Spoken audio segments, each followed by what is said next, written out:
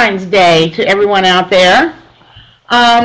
Just wanted to get started. Sorry we missed the one back in January 24th, but we were all at home. You didn't miss a lot, and I'm going to add in what we would have talked about with writing into this one. So today we're going to talk about historical fiction and the Star Crunch Time Review. All right. So the historical fiction unit starts March 3rd, and the writing units that should have started already are going over the Crunch Time Review. We should have expository and personal narrative happening at this time. We'll go into that in a little more detail. All right, so of course we're going to talk about each of the units, and we're going to talk about a little bit more about what's going on with writing, because there's some good things coming down the pike. You should get it later today for next week, because we've got some really good plan going on. And I think you'll be excited to hear it, but I don't have all of it to share with you right now, because we've all been working very late nights this week to get this pulled together for you. So at some point today you will hear from Julie, so hold on for that.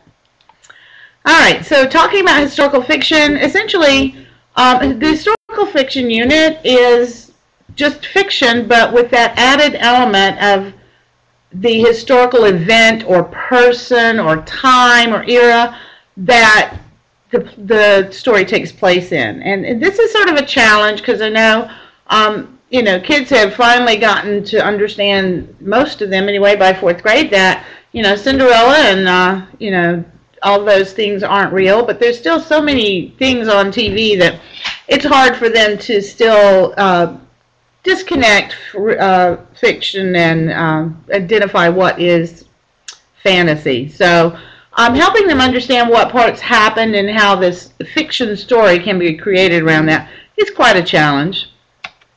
So that's basically that. So they have to also be able to understand, is there a message or a theme in this work of fiction, same as they do in fiction, period. And it would apply, the same text for fiction would apply here in historical fiction, which we're familiar with, which is the sequence and summary and characters. The character analysis is huge in fiction, non-fiction, I mean fiction, historical fiction, and you know, traditional literature. And of course, identifying whether the narrator is first person or third person. This is pretty big, because by 5th grade they need to understand the different types of third person. So we really need to, in 4th grade, make sure they understand when a story is told in first person or third person. And then when they go to that next step in 5th grade, it won't be so difficult for them. So the important things to know is character analysis, whether it's fiction, historical fiction, that's important. And of course, the historical event and the setting is the effect on the character and the plot, etc.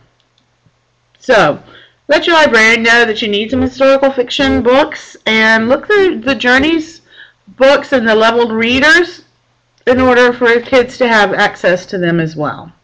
And what you want to remember, there are some books that you might not have thought about as historical fiction, but one that I used this past summer in the Celebrate a Literate Life, because we pick a different book every year, this one was called Shoot the Moon, and I'll have to get you the author on that, but it's set during the Vietnam War era, so that is historical for most of us. Some of us were alive then, but most of us, that is historical. So that you don't have to go all the way back to, you know, Lincoln or those eras to reach historical fiction status. So that's pretty much it about the historical fiction.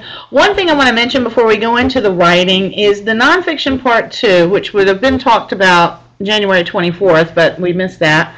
Is there's an author's craft lesson mentioned on the pacing guide, but essentially that's already taken care of in the nonfiction 28, which is what is the author making you feel and how. So you can spend a couple of days on that lesson, and you can also consider revisiting media literacy if you didn't get to touch on that enough during the first round of nonfiction. So do within those lessons that are there, use what is best for your students and what you think they need to spend more time with. Now, moving on to writing. This is what the writing texts are. We've got to write about important personal experiences and write an expository text. This is basically what we're all focused on at this point, understandably so, especially 4th grade. And also, they have to make sure there's a central idea, supporting sentences, and a concluding statement. The Crunch Time Review was created last year, and it's got week-long cycles. It's 2 of them for expository, and actually I think it's 3, because this week actually was 1, then there's 2 more. Although that 3rd one is during some testing time, so that might be why, you might shorten that to like a 2-day cycle. And then 2 one-week cycles for personal narrative. And as I said before, we've got a plan coming out later today, I'm not sure when, that is going to really outline what you can do for the editing, the revising and editing, which is so critical, and the materials for that, and has an outline of what you could do in a strategy group with these kids, as well as the mini lesson in the writing. So it's going to basically still, the writing mini lesson is going to follow this Star Crunch Time Review, but we're adding in some other things in there and making sure you have it outlined a week at a time. We'll have 1 week on 1 page. You can just print it out and it's got your things there. There'll be a spot where you can like pencil in who's in each strategy group. So I think it's going to be very exciting, and hopefully you'll find that this is helpful for you, because as of starting Monday, we have 25 school days. So we want to make all of those school days count, and we thought it would be a great way to provide a roadmap, if you will, for everyone to follow. Now, of course, if you find that your kids don't need this strategy group because they've got that down, or they don't need this mini lesson because they've got that down, and they need something else, please feel free to make that adjustment. Again, this is just a guide and a roadmap to help you understand what are the things that we really need to focus on in order for our students to be successful, and then you need to look at it as the teacher and say, what do my kids already know, and what is it they need more work on, and adjust it accordingly. So that's something that only you as the professional in the classroom would be able to determine. So feel free to do that. And of course, we have talked about this next one, the writing training update. This was shared with principals, and we're sharing it with teachers as they attend the writing strategy group training. And it has already been sent out by Julie to everyone, because those people that are not coming to the training until next week, we really don't want you to have to wait to get some of this really critical information. So this is just sort of our plan where we've done the benchmark, and I know you've all been working hard analyzing the questions and analyzing their compositions, and then planning for the strategy group. And that's where this plan that we'll be sending out to you guys today will also be helpful. You can look at that and go, yeah, my kids need this, this, and this, because I've analyzed my the revising and editing portion, and that's what they need, and I've analyzed their composition, and this is what they need. So all of that will be included in this plan for you, and will help you, support you as you go through this. Of course, we mentioned this. Most of you, this next one, little form, you have probably already used that goal setting form for the revising and editing. This one here is a way to keep a track of the analysis of the expository and the personal narrative. I would do one sheet for each one. That way you can see which students really need help with structure, and you can pull them together, and which students need help with adding detail or word choice. And of course, the sentences and conventions, those things will probably most likely be touched upon in the revising and editing portion. And here you really want to think about, the organization and development of ideas part for the writing strategy groups as opposed to the revising and editing, if that makes sense. But it's just a way to keep track of it for you. And this is the one I was talking about. You probably had already done this. on a per question basis after the revising editing. So I don't suggest doing this instead. It's just out there. You can use it next year or something like that, but please don't repeat yourself because you've got enough to do.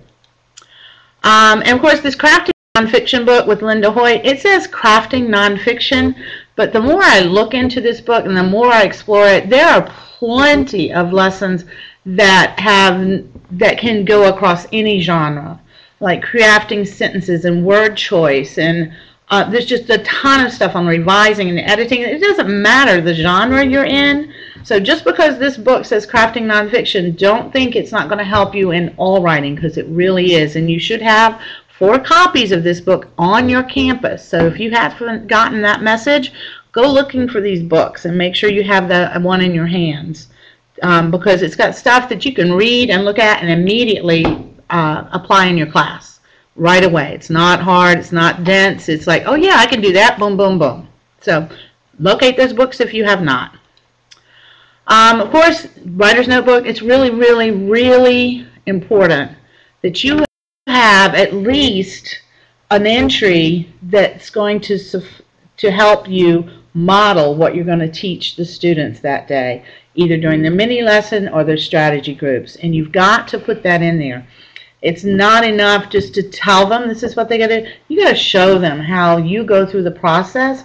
And we can't stress this enough, because although we are seeing a lot more of that now, we still are not seeing enough of that across the district. So we really want to encourage you to really take out those books, model it, take your entry, blow it up, put it on the Elmo, whatever you need to do so they can see you working with your own text. And even if it's somebody else's text and you've copied it into your notebook, yay you, that's fine. Of course, the revising and editing invitations, this was from the 24th presentation.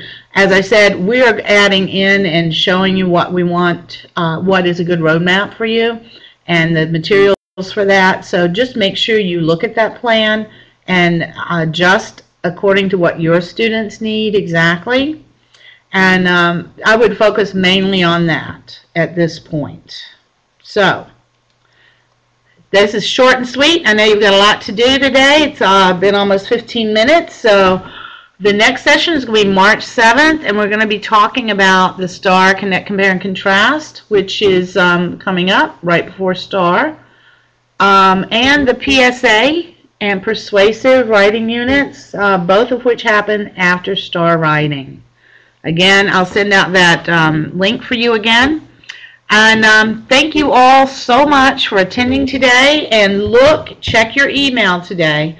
Watch for that email from Julie with this exciting new plan that's going to take us through STAR and help make all our students successful. So thank you, everyone. Have a great day. Happy Valentine's Day.